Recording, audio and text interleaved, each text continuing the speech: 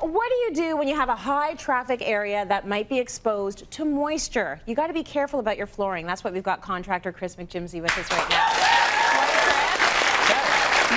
So we all have those areas in the house, whether it be a mudroom or a basement, and for a lot of people, they're not even using the main entrance of their house. They're using that mudroom as the main entrance of your house.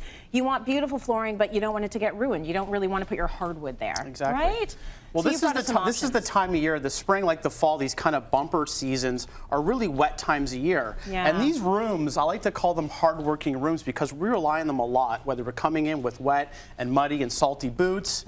Depending on the lifestyle of your family, you could have dogs, kids, strollers, bicycles. So I think it's important to have the rooms well organized, but also consider the type of flooring you're going to need because you're going to beat these rooms to a pulp, right? Like you're going to spend a lot of time in these rooms, beating them down. So I want to go over a couple different products that are good for the installation and to the type of lifestyle for the family that would need these type of spaces. Okay, good. Let's start with maybe what would cost you more money, and then we'll work our way out. We're going to start with a higher end product. These are natural stones. These are typically the 1 and 2 favorites. There's natural slate here, which is a local product. This is, an Ontario type slate, really common, really durable. And this other one here is Travertine. This is an Italian marble. I don't know if you knew that, but a lot of the big monuments in Italy and Rome, specifically like the Colosseum, is made of Travertine. So I really love this. It's actually great because it's kind of the color of dry dirt. Yeah, so you don't have to worry about cleaning this, right? You come in with your muddy boots and it can dry. So the only issues with these two products is right off the bat, they're going to cost more to buy. Yes. The installation process is a little difficult. It's not necessarily for your average DIYer. So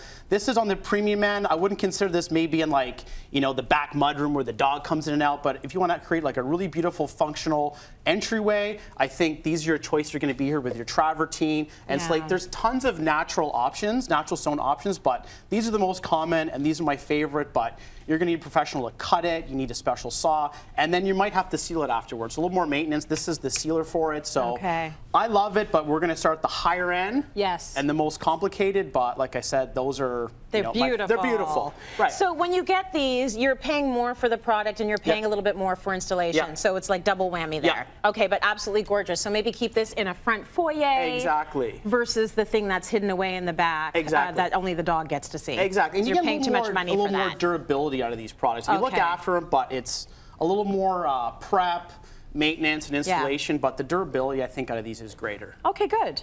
All right, so moving down then, what product do we have here? So we're getting this looks equally gorgeous. Yeah, we're getting into man-made stuff. So this is high-quality porcelain, and this is ceramic. So the price changes, and like anything, you get what you pay for, right? So you want to be cautious of where things are made, right? Something that is less expensive, the quality is not going to be as great. It's going to take, you're not going to get as much life out of it.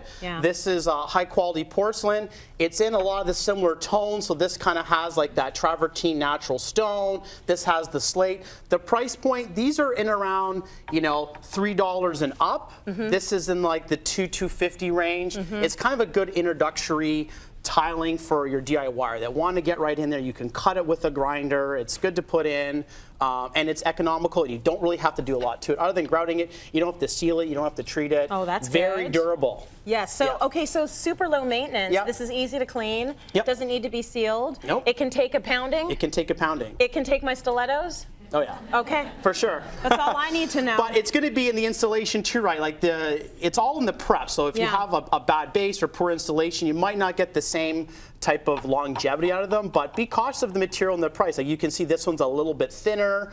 So it does run the risk of cracking if a professional doesn't do it. But like I said, this is a really good introduction for a DIYer that's going to want to try tiling. Right. Can't really mess it up. You're responsible for the grouting. I could mess up grouting. Oh yeah, we did grouting before. You can handle it. I thought you were an expert. Very slowly. But very still. slowly. Okay, let's move along now.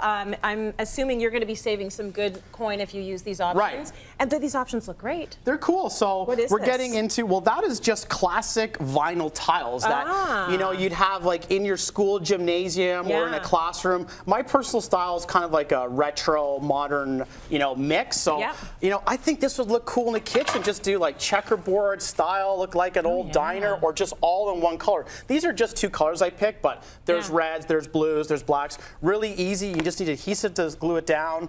You can cut it with a utility knife. These are like 99 cents a square foot compared to something that's over 3, right? So you got a small space. Really idiot-proof. You could do that. So those are vinyl, and then this here is linoleum. Oh, wow. So same idea. The linoleum kind of comes in the same tones as the natural stone. Again, 99 cents a square foot, really cheap. These ones are already pre-pasted, so you peel off the sticker, right? They can lock together. You could use the glue if you need it. But the idea is you don't get the same kind of durability of it because over time, it can start to kind of loosen. These ones back here have a like a tongue and groove edge, like hardwood flooring. So these are all clicked together. And is this also linoleum? This is linoleum. That's amazing. Yeah, so people hear the word linoleum flooring or vinyl flooring, they get freaked out, and I try to, you know, sell the products on that. There are a lot of really great options. Like, you know, it looks like natural stone. It's a third of the price as your travertine, but still you can create the look. If you have a small space, most people wouldn't realize it. You have a carpet over it. But the key is with these spaces, we want to be using moisture resistant, easy to install, non-porous materials. So hardwood flooring, bamboo, cork aren't really good in these kind of applications. You want something that can take the moisture and take the traffic. Okay, very interesting. I think the reason why people shy away from linoleum is they're thinking of linoleum from 1987. Well, yeah. And it's changed. Yeah. It's really changed. It really has. Like, that's not bad, right? That's not bad at all. And think about it, if you're doing, I mean, like most of us when we renovate, we don't just gut our whole house. We don't have money for that. Yeah. So you might do it in stages. This is a good stage until you can afford maybe the dream house flooring that you want. You can do linoleum. It's good for people. A lot of people are interested in DIY and they just don't know where to start. So I'd say start at the lower end, use cheaper products, and just kind of work your way up to being able to install travertine and natural slate. For sure. I love it.